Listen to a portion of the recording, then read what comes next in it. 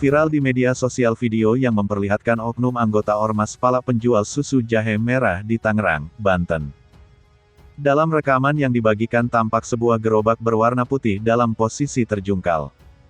Payung gerobak penjual susu jahe merah itu juga tampak patah bagian penyangganya.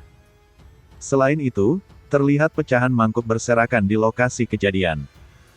Ketua Pimpinan Anak Cabang Organisasi Masyarakat PAC Ormas Pemuda Pancasila PP, Kecamatan Larangan Suryadi membantah oknum yang viral adalah anggotanya. Suryadi mengatakan, oknum tersebut tidak terdaftar di dalam Ormas PP. Enggak, bukan Ormas PP. Warga biasa cuma sudah diberesin sama Binmas sama keluarganya, terang Suryadi, dikutip dari Tribun Jakarta. Ia melanjutkan, oknum tersebut sudah dalam penanganan kepolisian setempat.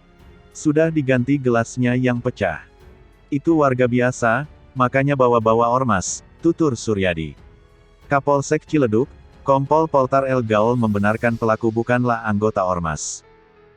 Itu pribadi ya, bukan anggota ormas, ucap Poltar, dikutip dari Tribun Jakarta. Poltar melanjutkan, antara pelaku dengan korban menempuh jalur damai.